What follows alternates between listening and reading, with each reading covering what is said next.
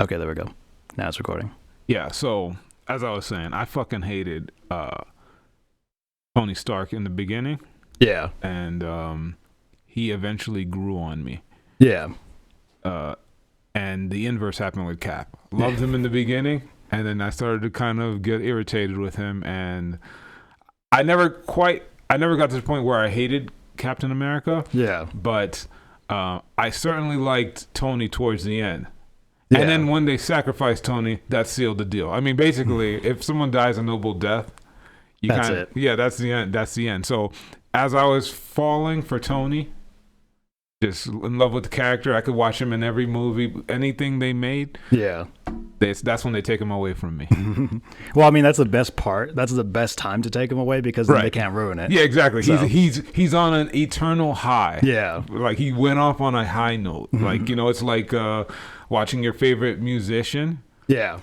and he dies after his greatest album. You don't get to see the drug-ridden, overweight, just decline years. Yeah. That make you just go, shit, can we just go back to the 80s? You know what I Yeah. mean? You don't get to witness any of that. He died on a high. Was Freddie Mercury like that? The only reason I bring that up is because I was listening to the Queen album, Yeah. the Queen greatest hits record I have. Yeah. While I was editing and all that stuff. Fucking banger. It's freaking great. Like, love it. But yeah, I can't remember them having any like lulls or any like fucked up, like any down moments. It's like, Yeah. I mean, in their personal life maybe, but like their music was always hidden. I can't think of anything that was like, Right. Bad. I'm not that familiar with Queen or yeah, but yeah, I don't know. In general, most of these musicians they get off to a rocking start and then it's a embarrassing decline. Yeah. I mean, even the great Michael Jackson kind of started. yeah, he tapered off. Yeah, like really.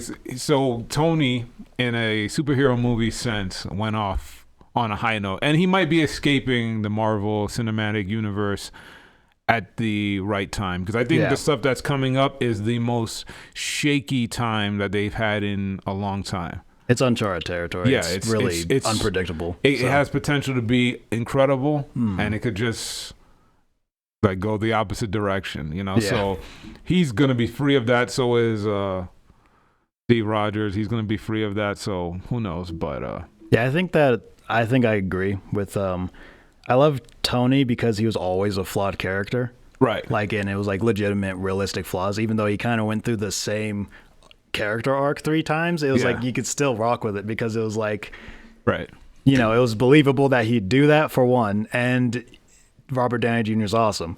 So it was really good. And then like Captain America kind of just went up and then kind of just flatlined. Like Yeah. he was just the same character for the whole thing. yeah. Like, I don't know. He changed a little bit every his- now and again, but his other than mental that, makeup just got completely tossed for a loop when Bucky came on the Yeah. scene. It's just like, dude, what is going on with you? like what? Like, I understand that he is struggling to understand what he stands for anymore. yeah, You know, because he went from believing United States government, we're the Yeah. good guys, and then it turns out they're lying, they're manipulating. There's all kinds of stuff going on behind the scenes. yeah, that was the whole point of Winter Soldier. Right, and then Yeah. it gets taken to the next level in Winter Soldier, because it's not just that the government lies; they're actually working with the former Hydra Nazi guys. They're like embedded in the government itself. Yeah. So that must have been. I mean, it just threw him for a complete loop. And then his friend, his only friend apparently, comes back from the dead. I mean, he never died, but whatever. But yeah, and then he had to protect him from his new friends. Yeah, So yeah, it just, I don't know. I just felt that he started becoming a little too I don't know, it became too Cap centric. Yeah. Now some people had that argument about Tony in the beginning, because it was Yeah. clear he was the main character in the first Avengers movie. Yeah, he was the first one- guy to start it off. Yeah, basically. Yeah, you know what I mean? So some people didn't like that about Tony, but I don't know. Tony grew on me. Yeah. He really grew on me, because I'm like, okay, he's the stereotypical arrogant character, the Han Solo type who only cares about himself. Yeah. And he starts to gradually become a person. But something, and like you said, Robert Downey Jr., the way he played it, it just works. Yeah, he carries it. Yeah, he carries it. Because even when he's a douche, he has moments where it's like, okay, this guy cares, but he has some sort of social issues that force him to act like an asshole. Yeah. And a lot of it is when he's getting uncomfortable about potential emotional connections with people. And I thought that was pretty cool because Batman's kind of like that, except he doesn't do it in a snarky, arrogant way. He's kind of like distant. Basically, he's just like really cold. Yeah, he's really cold, you know? Except the cool thing is, and they gave him like certain quirks that made him very relatable, not relatable, but very human, especially like with the genius thing. I hear a lot of geniuses, like Tesla too, like especially him, they like had a problem with like he was a germaphobe, like a massive germaphobe, and like he'd always wear like white gloves and stuff, and he couldn't like do anything. They did something, and I don't know if this is because it's just Tony Stark or because he's a genius, but either way, I thought it was really cool. In Avengers, the first one, when Agent Coulson comes by and he tries to hand him something, he like puts his like Tony Stark kind of backs up a little bit, and then Pepper Potts is like, oh, he doesn't like being handed things, and I was like, wow, that's a really cool little subtle trait. And I think they did that in a couple other movies. It's like he just doesn't like being handed things for whatever reason, and they don't even explain it, and they don't have to explain it. I was like, I like that subtle little quirk he has. He's pretty paranoid about that.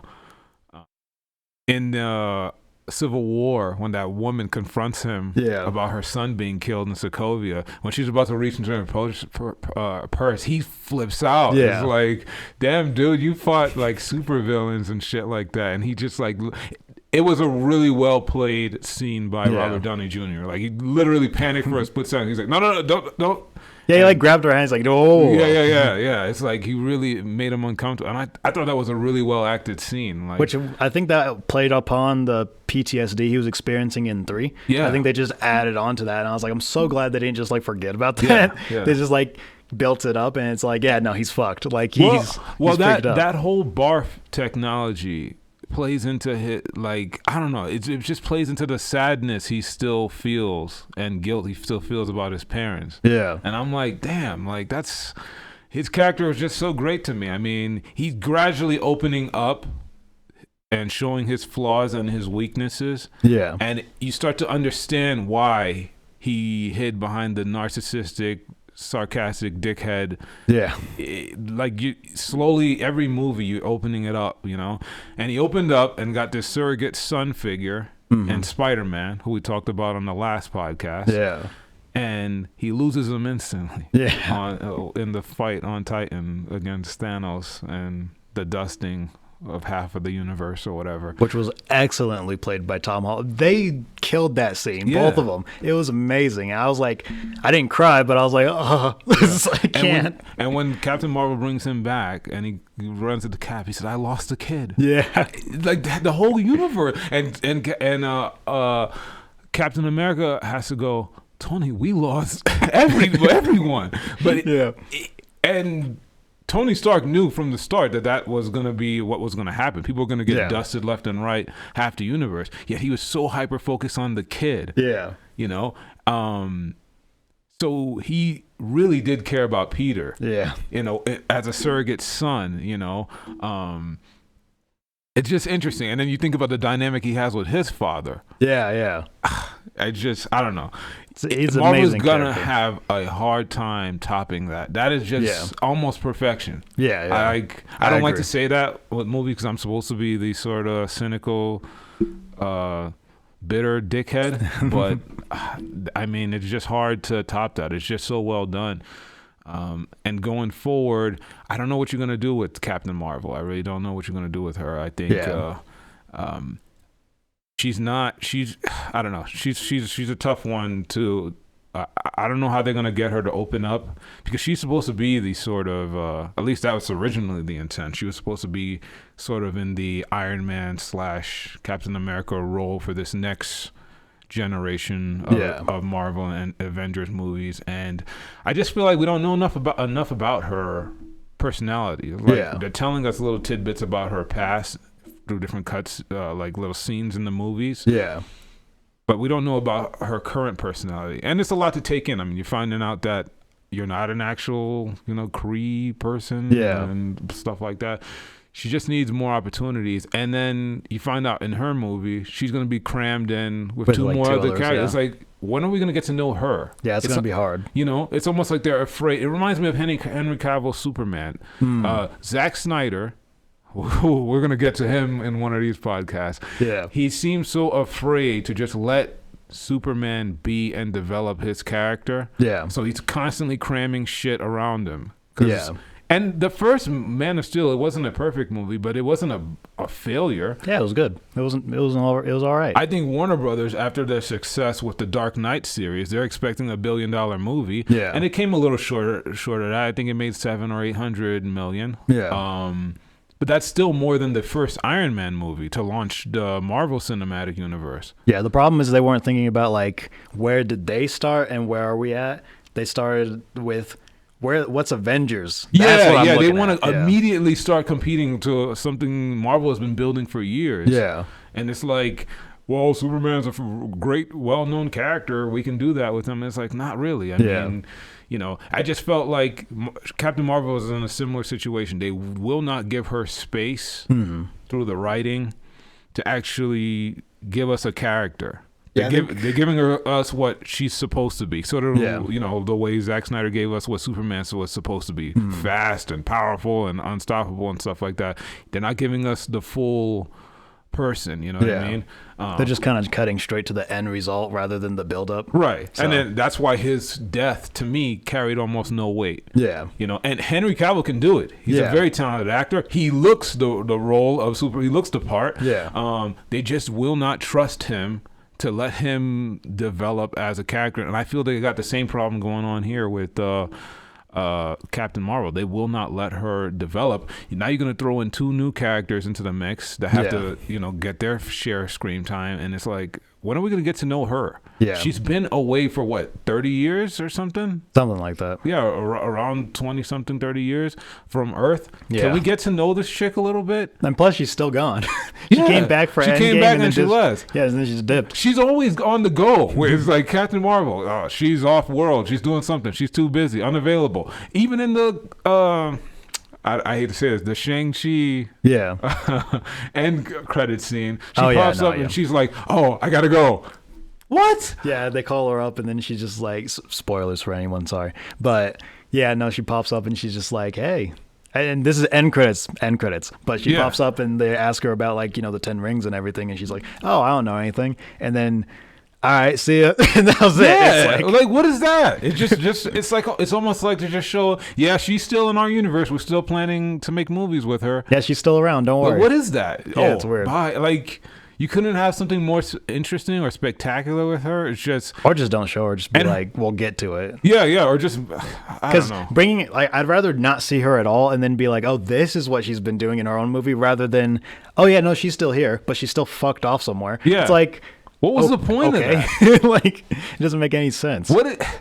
What is she so busy? I don't know. We can just go. We're all over the place right now. We can just go on and on about that character and how flawed she is. I think there's like 5 topics to pick apart in all of what we just said. But we're here to talk about the Matrix. We're here to talk about the Matrix trailer, which dropped. All right. Yeah, and the franchise as a whole, because it's an interesting discussion to have. You have more to say on this than I do. I think. Yeah, I probably do. Yeah, because. I was generally like, you know. But I got to do the intro. Could you do me a favor? Could you grab my Powerade out of the fridge while I do that intro real quick? All right. I'm going to cut this part out, but then this is where the music would play. Awesome. Thank you. All right, let's start it up. All right. I will give it up, but I've had enough. I will give it up.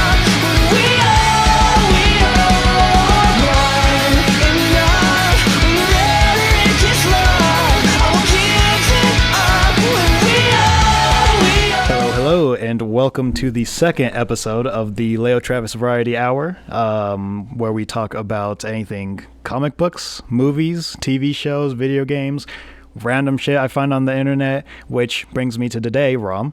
Did you know we have a sponsor? We do? Yeah, we got a sponsor. Kellogg's Cornflakes.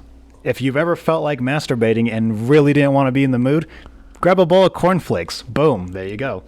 Wait, what? More on that later. So, I'm Leo Travis. As you can hear, I have a guest, Rom. Yeah, you know who it is. And today we are talking about the Matrix franchise as a whole, because the trailer just dropped, and then we're going to talk about the trailer a little bit. Yeah, and this trailer was a surprise to us. Yeah. Because in the last podcast, we kind of mentioned some Matrix stuff. Total coincidence. We're talking about the mother of the Matrix, and if you want to hear more about that, check out the first podcast, and I highly recommend look it up yourself because that shit's wild. Yeah, it just gets crazy. Go back and watch the last podcast. It's just a random coincidence. We had no idea a Matrix trailer was going to drop. It was about a week ago.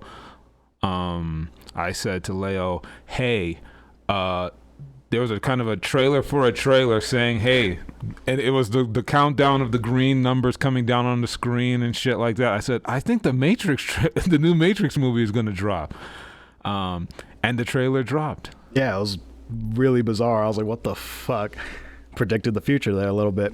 So, and it's a big deal. It's already at 30 million views in less than a week. So Jesus.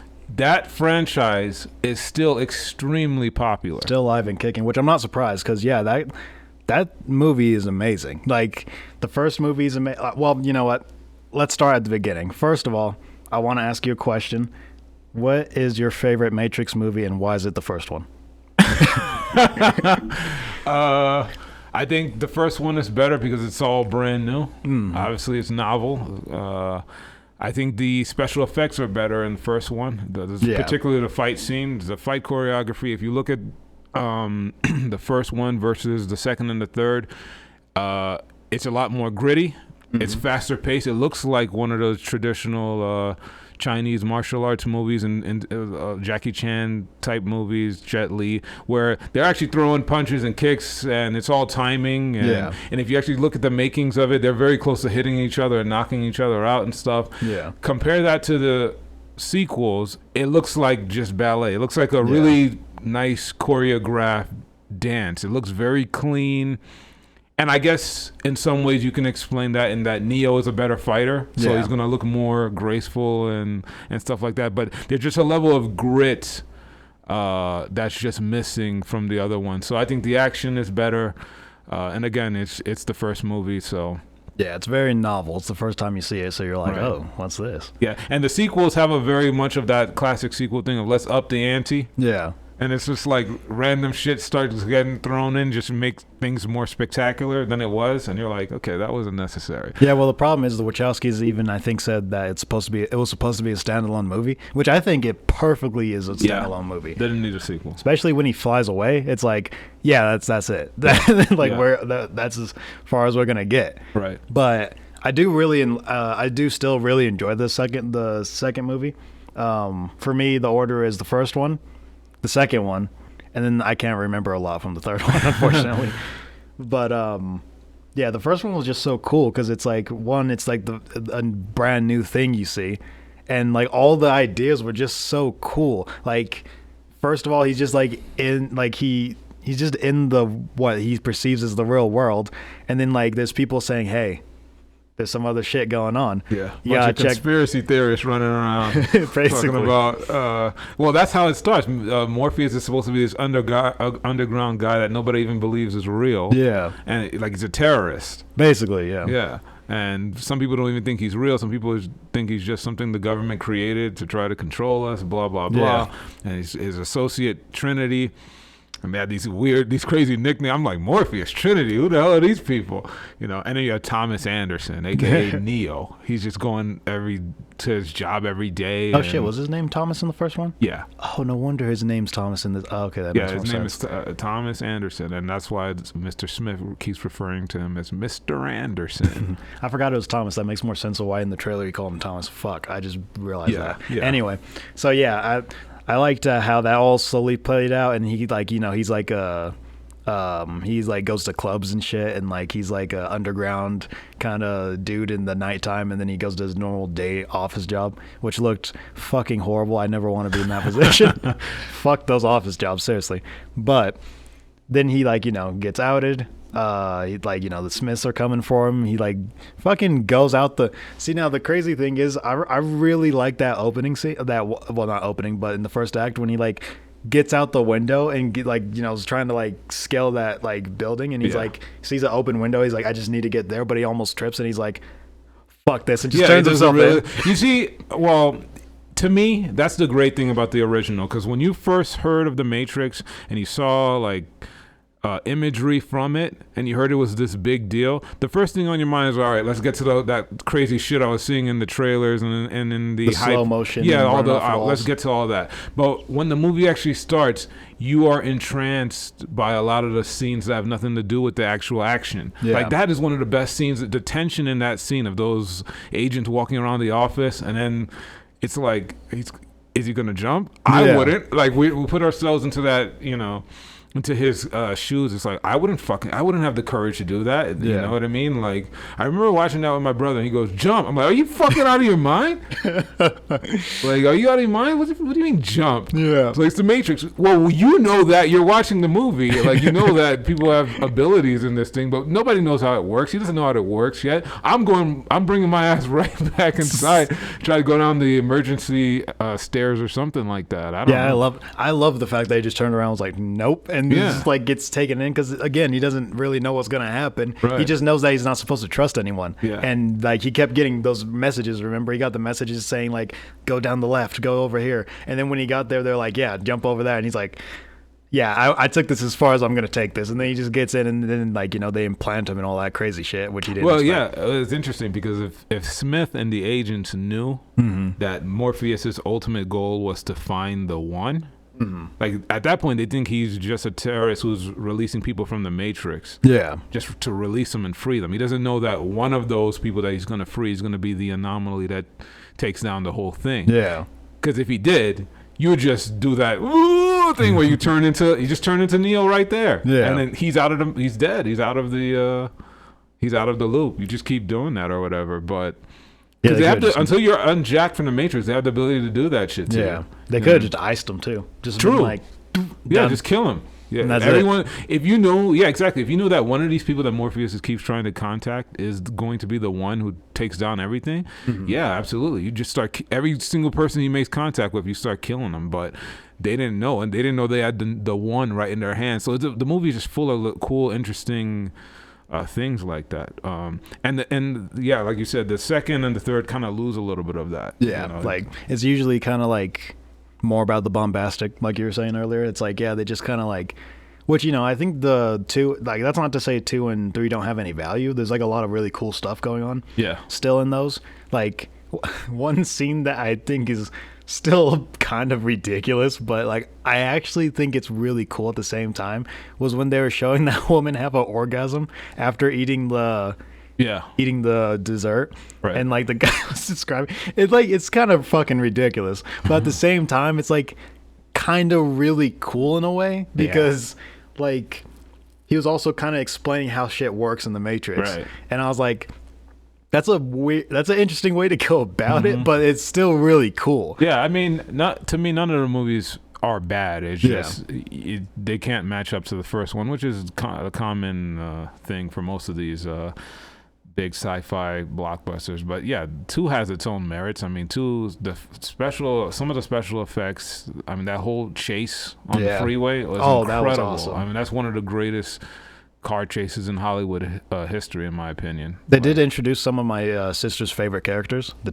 ghost twins. Oh yeah, the ghost twins, right? Yeah, they're pretty crazy. I really like them too. Like the special effects back then for them were pretty cool stuff. Yeah, pretty damn cool. And like when they would like get kicked off of the like when they were fighting on the subway and he got kicked off, and then he just phased into the like car that Niobe was driving. Yeah. Like nearly, like I can't remember exactly how the scene played out, but he like tried to like slit her throat. Like they were fighting in the car, and it was crazy. Yeah, that whole scene, and then that was one of the craziest action scenes ever. There was so much going on. I mean, you had Morpheus and Trinity trying to escape with the Keymaker. The twins are chasing them, and then out of nowhere, fucking agents who are on neither of their side just join in, trying to kill all of them. You know what I mean? Then Niobe pulls up behind her with the car. Yeah. Neo Neo's nowhere to be fucking found. It's like, Jesus Christ, what's gonna happen here? Like, and cars are just flipping over and blowing up left and right, you know? Yeah, because all the whole entire time that shit was happening, I liked it when they split up too, because they were walking and then they like walk into the ground hole, and you just see all these like assassins just standing there, Right. and Neo's like, all right, take the keymaker, get out of here, I got this. And then he's like fighting all those assassins, and then like while he's fighting all them, they're fighting on the highway, and then like finally Neo gets done with whatever the fuck he was doing. Yeah. And then finally he's just like, all right, I gotta go save them. Then flies through the whole entire highway and then saves them. Right. And I was like, holy shit. So like, it was awesome. those assassin guys, they're programs. Yeah. They're not regular people. You know what I mean? So it's like, because I'm thinking to myself, Neo, your power is basically limited by your imagination. Yeah. So why are you still getting into fistfights with everybody? Just one shot these dudes like you did to the agents. Just jump inside of them. You know what I mean? But maybe the programs are operate a little differently. I don't fucking know. But yeah, I mean, because they were doing some crazy shit. I mean, he got cut. He got like hit a couple times. Like, he still got I don't think a regular human or a regular person jacked into the Matrix could do that to Neo. It would have to be some program, and the ghosts are some sort of program as well. That are just certain programs. I wish they explored that more. Some of the video games did. Certain programs have unique abilities that even the one is like, what the fuck? Like, how the fuck are you doing that? Yeah. You know? But the new movie, the trailer. Yeah. What did you think? We did kind of just skip over 3 right there. But well, 3 is just, I mean, that's kind of end of the world. It's kind of more of the same, and it has that big giant battle at the end, which I thought was really well done, but I know a lot of people didn't really like that aspect of it. I liked how the Sentinels moved and like how they me grouped too. together. I thought that was really fucking cool. Like when that guy was in that big mech suit and they just like fucking swarmed the shit out of him. Well, yeah, every time they're about to do a mass attack, they kind of, it's like a school of fish. They kind of lump up together in one mass and then they slam into something. I thought that was really fucking cool. I'm really wondering what their, I mean, this is the technical nerd side of me. What is their mode of propulsion? Like, what is it? They got, apparently it seems to be powered by some sort of anti-gravity or something like that. Like, how the fuck are these things so damn agile and large, and they don't have a giant, clear engine? Like, they can move in a 3-dimensional way, like as if they're in water. Yeah. In fact, when I first saw the Matrix and they were in these ships in these underground, I'm thinking it was underwater. The way the way the Sentinels moved and flew, I thought they were underwater. I thought the whole Earth was underwater, and then I can see that, especially with the way they're designed. Yeah, the way they're designed, it's like they move like fish. Like, so I always wonder what the hell is propelling them. What is the? But it's probably some. Because then again, you could say the same thing about the big ships that they're flying. Like, it's got this weird anti-gravity. I mean, it shows like the things that like are conducting all the electricity and stuff around it, and like that. Right, but what is the actual thing that's powering them to fly? Yeah, that would be an interesting thing to look at. Yeah, like that's some new shit. I'm wondering if they probably just didn't. They're like, just don't worry about it. Yeah, don't worry. Maybe because it appears to be similar to whatever is powering the little Sentinel things. But maybe they did, after killing one of those things, they opened them up and reverse engineered the attack or whatever. But but with the end of that movie, there was a few things that, and this will go into the trailer, but when it comes to like the end of the movie, as we know, Trinity dies. Like, Trinity dies. She straight up dies. Neo dies too. Neo dies, but it's like, it's kind of one of those weird situations where it's like he was jacked in. Yeah. So it's, and the Sentinels were like, because basically at that point, Agent Smith was just too powerful, even for the Sentinels. Yeah. So they basically made that agreement that, look, you take him out, and we won't fuck with Nebuchadnezzar? Was that the... Zion. Oh, Zion, yeah, no, the Nebuchadnezzar was the ship they were on. Yeah. Zion, they're like, okay, yeah, you take him out, we'll have no problems with you anymore. So he went in there, fought him, died in the process, but it's like he was jacked in, and it was jacked in by the Sentinels themselves. Yeah. So it's kind of like, did he die? Like, well, my impression is that they used his physical body, because remember, Smith does the thing where he clones himself. Yeah. He did it to Neo. So Oh, at yeah. that point, in my opinion, Neo was dead at that point. And, Yeah. But because he's jacked in physically through the machines, that's when they plug in their little antivirus thing and wipe out. Because they get, I guess they're able to get the code for Smith. Yeah. Now, because Neo was jacked in when he became him. So I don't know, something like that, and they jack in their Cause I think Neo's already dead at that point when When they put him in. I think he's dead at the point that Smith does the thing into his chest and becomes yeah. one of them. I think he dies at that point. He's just physically still just jacked in via the machines directly at the source. So they're like, okay, we got the code for Smith or whatever. Now jack in the antivirus and wipe them all out in one shot. So I think he was already physically dead at that point. I could be wrong. If you know better and you're listening to this, feel free to correct me. But I always like the way the Wachowskis left certain things open to interpretation, to where it becomes kind of a mystery and debate. Yeah. Because I've seen some interesting theories that Smith is actually the one, and Neo is just kind of a fraud. Neo's a pawn, basically. But yeah, I heard that one. That's actually interesting. Yeah, it's by it's actually a popular YouTube channel called Film Theory. Oh, he made a theory that Smith is actually the one. Like he was the one. Neo's kind of a false one. But you need the false one. Yeah, because he has to go at it with the actual one. And Smith is kind of he's unwittingly the guy who's going to bring down the Matrix. He doesn't realize it yet. Oh wow. Yeah, it's an interesting thing. That's pretty crazy. I'll have to check that out. Yeah, it's a really interesting theory. It's an interesting theory. In fact, the theory got so popular that I think the Wachowskis even heard of it, and then on Twitter made a remark saying that's a very interesting theory. They didn't agree or disagree. Yeah, because you want to leave those kinds of things vague, just especially if you're gonna do a movie in the future. Yeah. Definitely leave some doors open. Yeah. But yeah, so when it comes to this trailer, basically, see, now the funny thing is, we were talking about it earlier, but his name's Thomas when he says, it's weird. Okay, so Neil Patrick Harris is in this. Yeah, he looks like he's a therapist or something. And it just kind of, it broke my brain as soon as I saw him, because I was like, what the fuck is Neil Patrick Harris doing get here? up and start doing karate. And like, I love Neil Patrick Harris, but that was so fucking weird to see him, and I was like, okay, sure. And I was kind of thinking, all right, we're in for a wild ride. But so it shows him in there, and he calls him Thomas, which I didn't realize until literally just now when he said that his name was Thomas. I was like, oh yeah, that was his name. I've just been used to calling him Neo for like years, right? For like decades. So basically, yeah, he is in what looks like a therapy session. And I do kind of like that. It's really cool how, like, how they had to choose the red or blue pill. Yeah. And the blue pill keeps you in the Matrix. Right. I like that he got a prescription, basically. Yeah. So blue pill. Right. He's basically just prescribed to have blue pills now. So he's like perpetually just kept in there. I'm assuming it's like to, like the weird thing is, again, I don't know if this is Neo or if this is the one being reincarnated, because it's called reincarnation. Right. Or it's called resurrection. And I'm wondering if it's like the one being reincarnated, he just happens to look like Neo again. Because they said there's multiple ones and multiple, like they've, and we have no idea what those multiple ones look like. They could have all looked like him. There's that scene where he's like looking in the mirror. Yeah. And it's like a older, different version of him. Yeah. Or something like that. And people are speculating that could be him looking at a different one, basically. Right. Yeah. So I'm kind of curious if it's like if this is legit Neo, or if this is just the one again, but just happens to look like Keanu Reeves again. Yeah.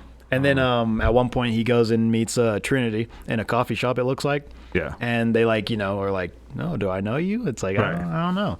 So it's like, is that, again, how the fuck is she here? It's like, is she just a program now? Or, because like she's familiar with him. And that's also the thing where it's like, it kind of contributes to is this the one again? It just happens to look like him?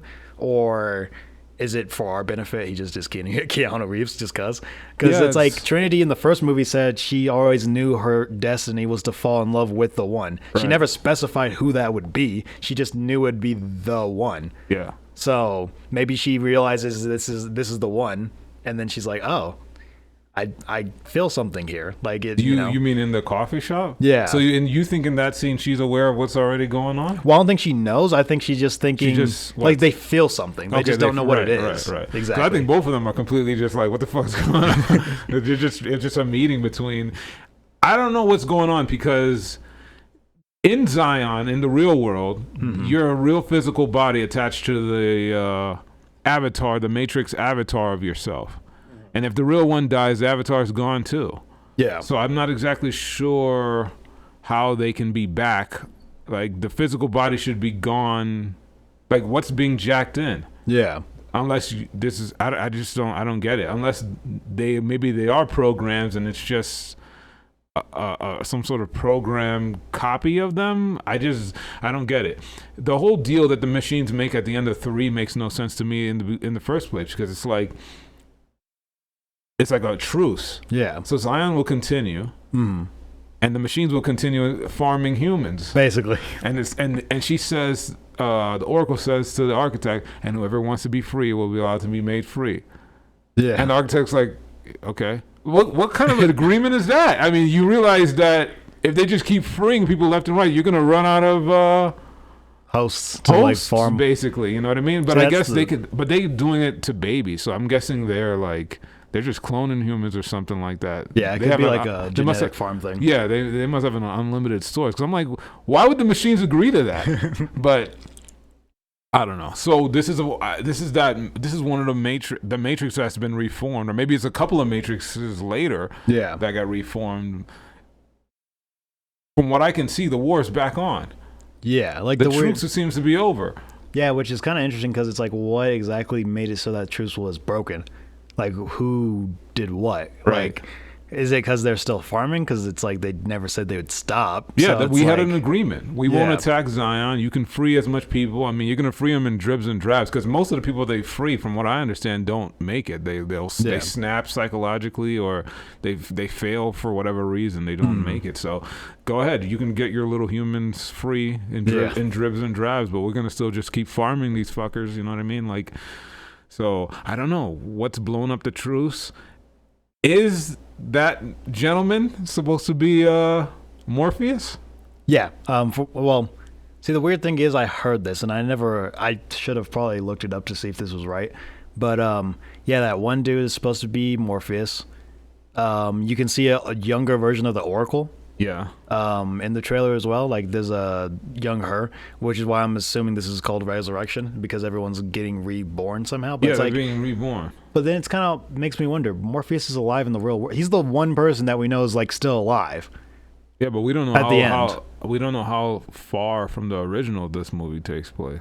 Yeah, and that's the weird thing, because it's like, well, yeah, I guess then he could just be a resurrection of that. Okay, that makes sense. But yeah, I have no idea. That's the great thing about this. Yeah. The curiosity factor alone. Yeah. And it just I have no idea where they're gonna go with this. Yeah, it's like this. So I don't like. I mean, it's kind of funny because then Neo's powers look like they kind of evolved too. Like they've been giving, like in the first movies, there was never like any emphasis on what it looked like. Yeah. Like when he stops bullets, he just stops bullets. Right. Like it just stops.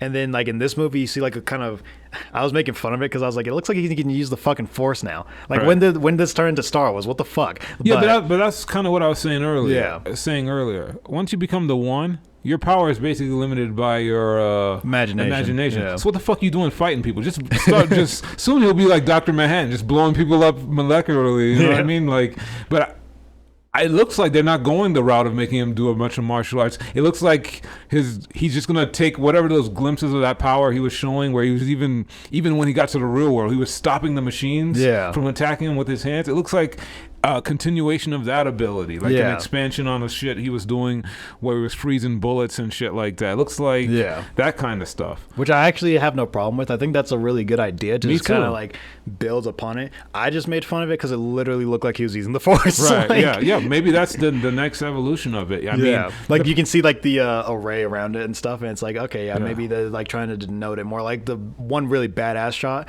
was when the missile shoots at him and he fucking deflects it. Yeah. I mean, that was so cool, and I was like, that looks awesome. But it looks like he's using the fucking force, and that's just such a Right. weird disconnect to me. But yeah, no, I think the progression of his powers are going to be explained, which I think is a really good idea, rather than just going like, now he can do everything or something like Yeah, that, yeah, or yeah. just be like, now he can do nothing. It's like, Yeah. no, we're just going to take what we built upon and just expand on it more. Right. I think that's a really good idea. And this look that Keanu Reeves has now with the the long hair, Yeah.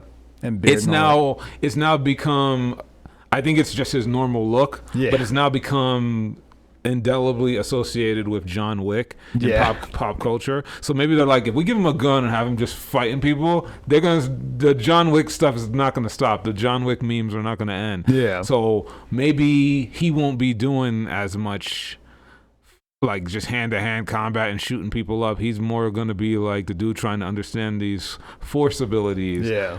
I will that he say, has. to be fair, if they want to differentiate it, John Wick does straight up gun fu. Yeah, gun So it's fu. like he's using guns pretty much most of the time. So it's Right. like if they want to go back to traditional martial arts, I Right. think that's a big enough distinction. Yeah, that they but it could still do it. looks like John Yeah, Wick it does- doing karate. You it know definitely what I mean? looks like John Wick. If they shaved him and shaved his hair and shaved the beard, maybe, I don't know. I kind of hope they do that. Like I'm fine with his look now. Just that I kind of want like a cool back to form. Like, oh shit, he looks like Neo again.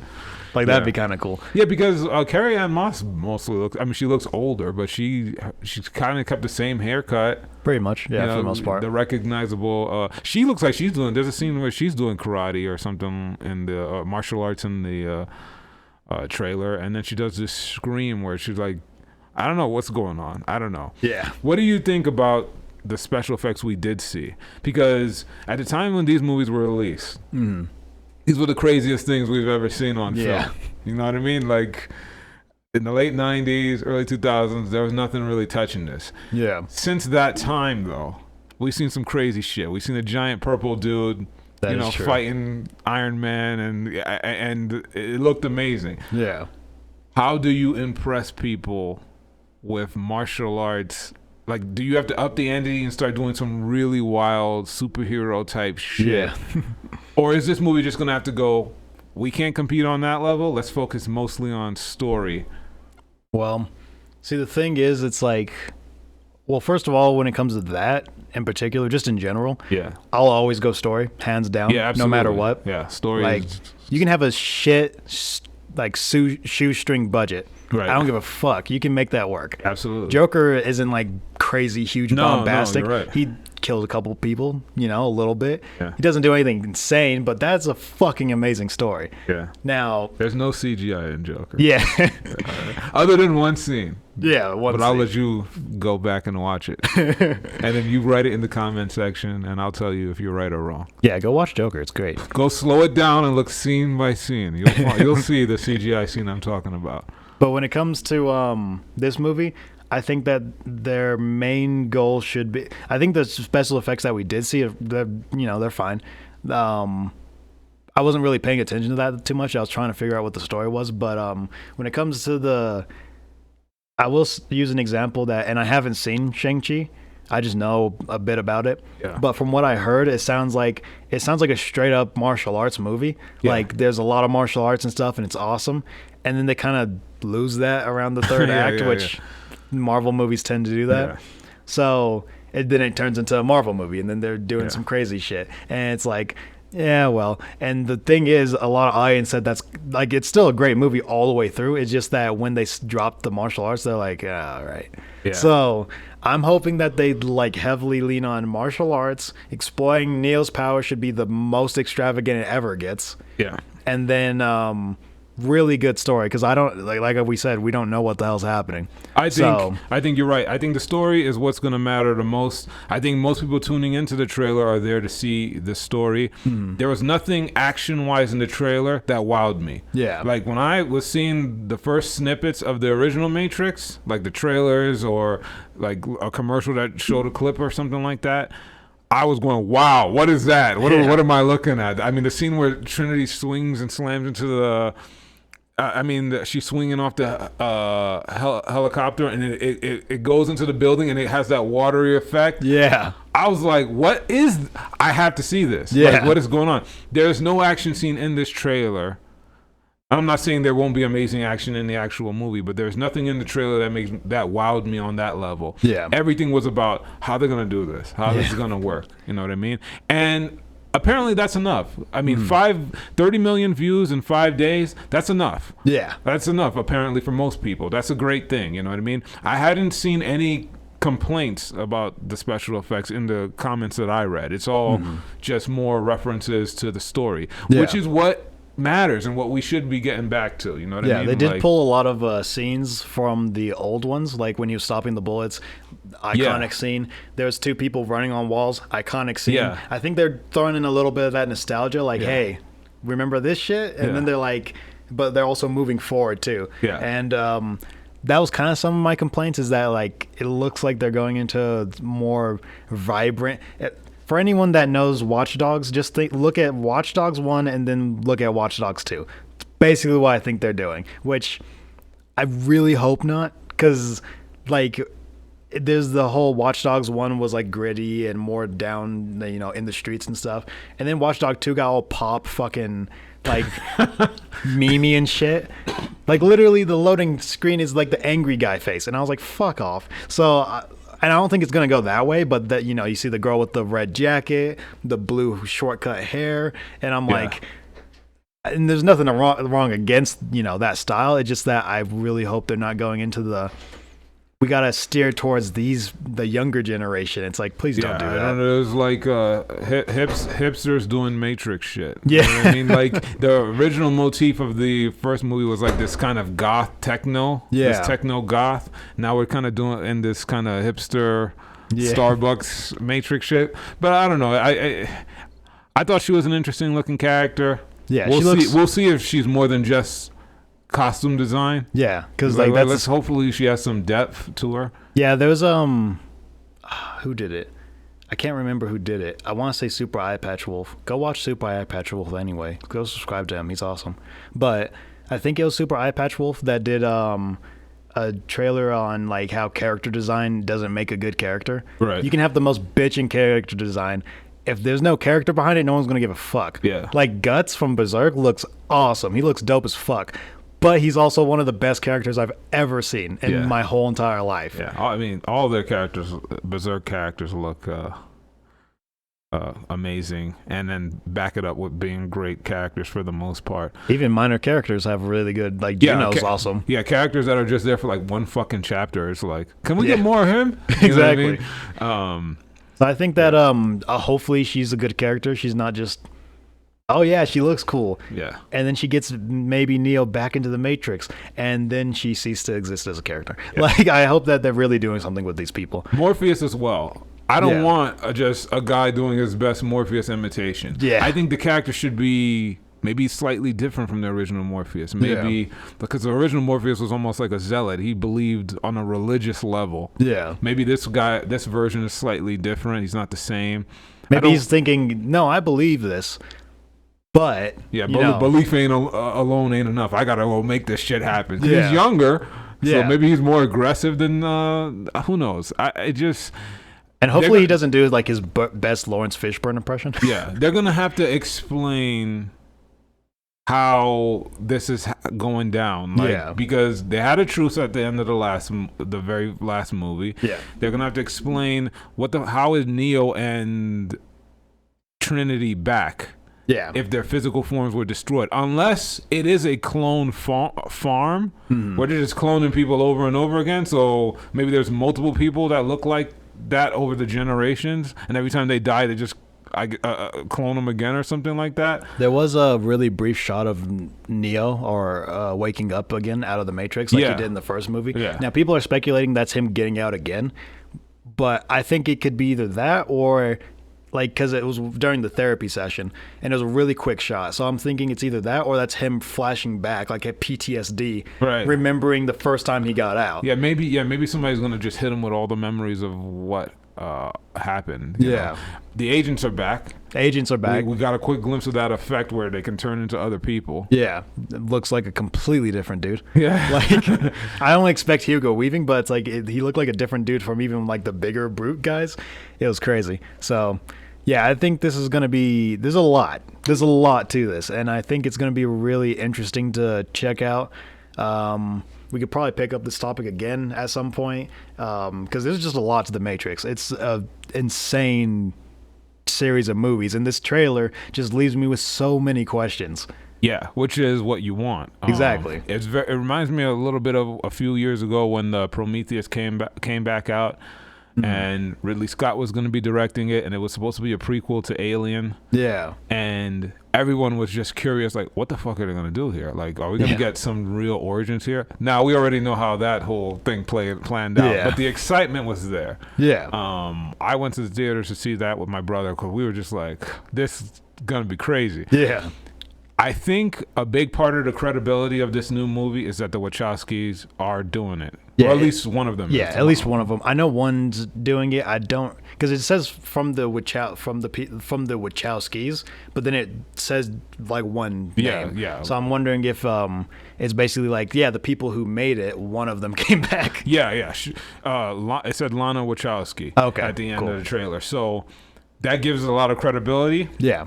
It looks like it's got a decent budget. It doesn't look like they're skimping on anything. So they're going to give it a real go. Yeah, the question is... if they stick the landing. Yeah, if they stick the landing. So, but the other question is this a one-shot deal or is this the beginning of another trilogy? Yeah, I hope that if it does good, and it depends on what their plan is. If it does good and their plan is to be like one-off done, I hope it stays that way. Right. I don't want them to keep milking it and be like, oh, well, another trilogy. It's like, no, please don't.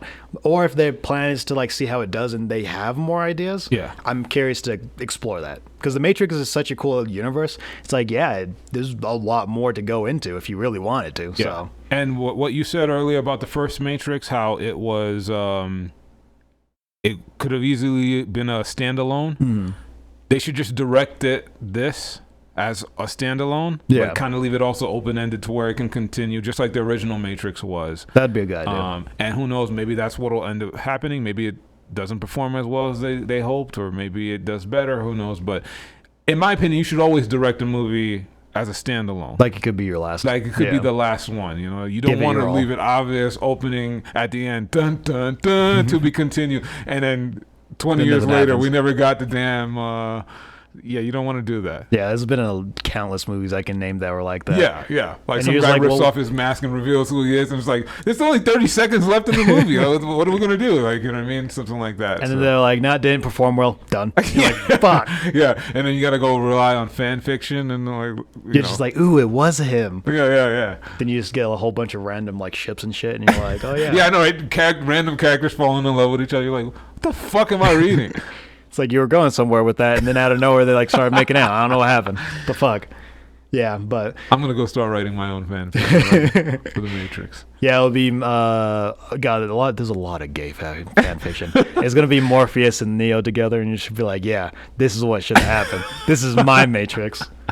And Trinity, in her jealousy, has become the villain. She becomes a Smith. Yeah. All right, this podcast has been officially derailed. Yeah, I think we can wrap it up here. Yeah.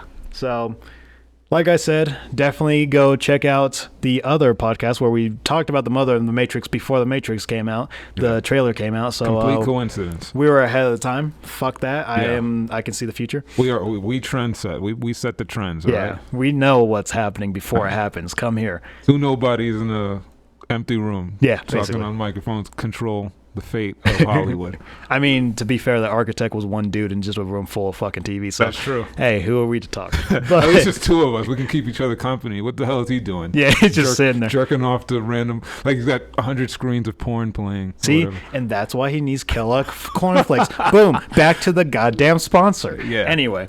So if you like this podcast, make sure to like, subscribe. Check out my other shit. I got some video games that I am turning into TV shows, legitimate TV shows with the previously on and all that stuff. So if you're into Mass Effect and Dragon Age, that's what I'm starting with. Go ahead and check that out. Check out our first podcast on the Spider-Man No Way Home trailer. Yeah. That was, I think that was a really good one. And other than that, we'll see you in the next one. Later. Bye.